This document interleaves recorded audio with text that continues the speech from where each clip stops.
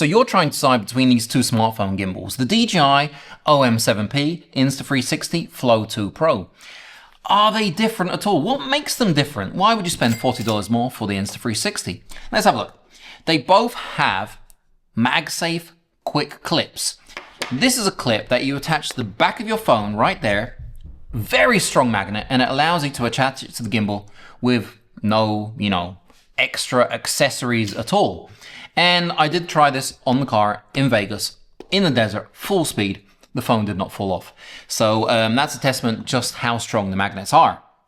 They both have classic phone clips that you attach to the phone. The DJI one is a little bit different because it actually has pins on it. What are the pins for? The pins are for the trackers. Now we have trackers, they both have lights, they both have little camera trackers on them. The difference is that the DJI one will attach straight to the actual clip for the phone, yeah? You may see that as a downside because that means you won't be able to use the MagSafe for tracking, unless you're using the app. Whereas here, you can use this and the tracker because the tracker connects straight to the actual gimbal. Boom! So, that's the first difference between these two.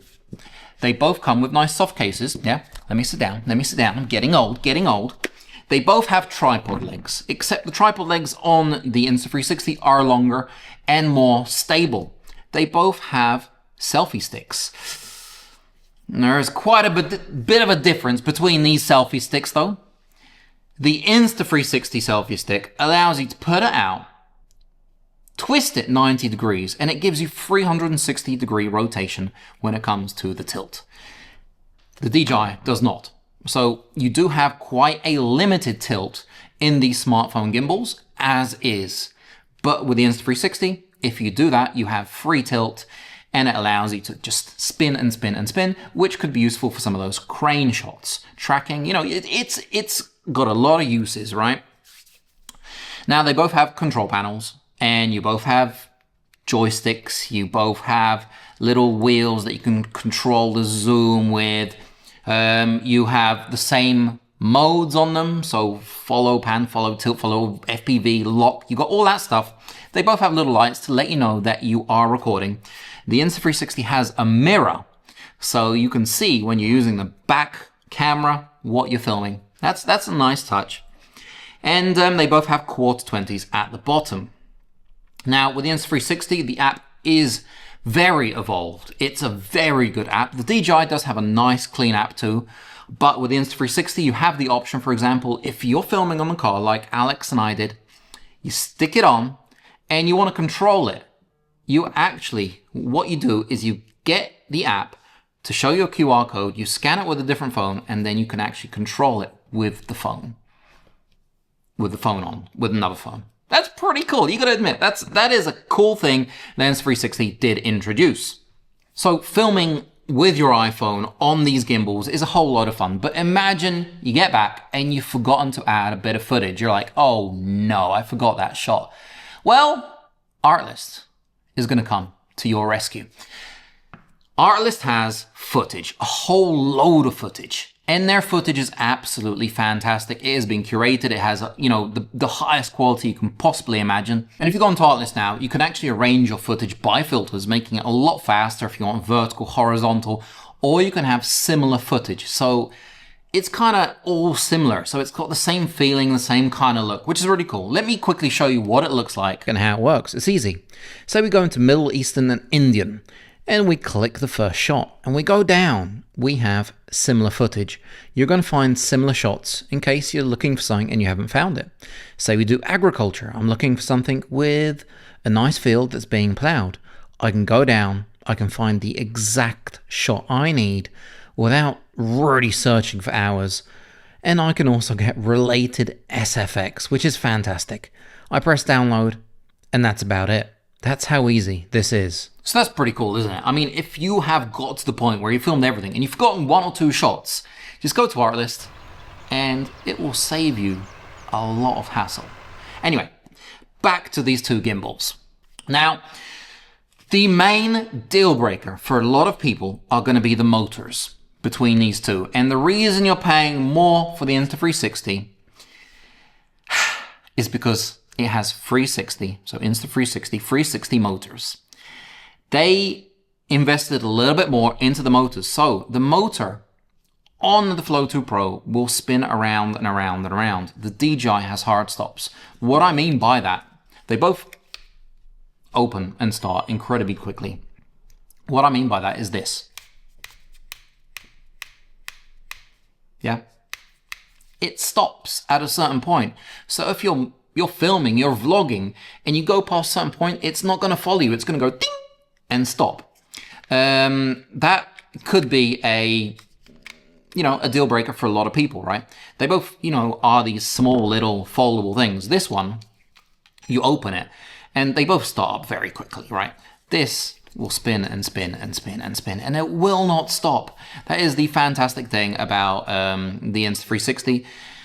On the actual motor, there is no hard stop. It's gonna keep on spinning. So wherever you go, there, down, up, left, right, it's going to follow you. So that is great about the Insta360. They both have triggers to center it, to flip it, to actually flip the camera, the phone vertically, horizontally, to flip it looking at you, looking forward.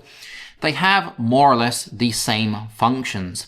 One thing that the DJI OM7P can do that the Insta360 Flow 2 Pro can't do is connect wirelessly to the DJI Mic Mini, which is fantastic because it connects to the tracker, which via USB-C cable connects to your phone, and you have wireless audio, so it will sound as good next to the phone as it does 20 meters back. With the Insta360 Flow 2 Pro, you would have to use the actual whole setup. Yeah, so using the whole system. You're gonna have to connect this to your phone, and you're gonna have this here, which will have the same effect, but you're just gonna have a little bit more of an inconvenience because you're gonna have to connect everything together, whereas the DJI connects wirelessly. So that is quite a big difference, and it might mean a deal breaker for you. The Insta360 has 3 ways of tracking you. The DJI has 2 ways. So the DJI has the app, much like the Insta360. It will track you via the app. It will track you with the tracker, right? So we have the tracker with the light. It's got a fill light. But Insta360 also has something called Dock Kit. So Apple Dock Kit. It connects via the Apple Dock Kit. You touch it here, it does the whole NFC kind of thing like you're paying with your phone, right? And it will be able to track you with about 200 plus different applications on your iPhone. Yeah, Insta360 has pulled out a lot of stops with the Flow 2 Pro, and it really is no doubt one of the most fantastic smartphone gimbals you can get out there. Pocket smartphone gimbals. And I can highly recommend it. So this right here is your everyday walk. Nothing crazy. I'm not wearing special trainers or anything. No ninja walk, and the selfie stick is not out. So you can feel the footsteps on both of these a little bit, but this is what they look like walking forward. So this is me walking with the selfie camera. And this is what it looks like, and this is how smooth it is on the DJI. This is now selfie mode with the Insta360, and I am being tracked by the app. As you know, there are 3 ways to track on this little guy, but this is the app with no selfie stick just yet. Now, if I'm running, you can see a fair difference in some of them. Maybe one's a little bit wobblier than the other. I'm not sure. They look okay whilst running. But in zoom, we have 8 times on the DJI, and we have 15 times on the Insta360. So that's quite a vast difference if you do want to track and zoom. It's not always perfect, but it does the job. This right here is the selfie stick extended on the DJI, and what it looks like when I'm just holding it at a comfortable arm's length. This right here is with the selfie stick extended. That's what it looks like with the Insta360. It's always a little bit smoother with the selfie stick because you have a little bit more, less of the footsteps. This is cinematic mode on the native iPhone app.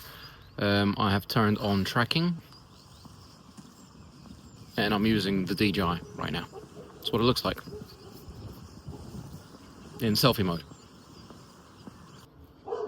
This is the Insta360 on the native app in cinematic mode with tracking, and this is what it looks like.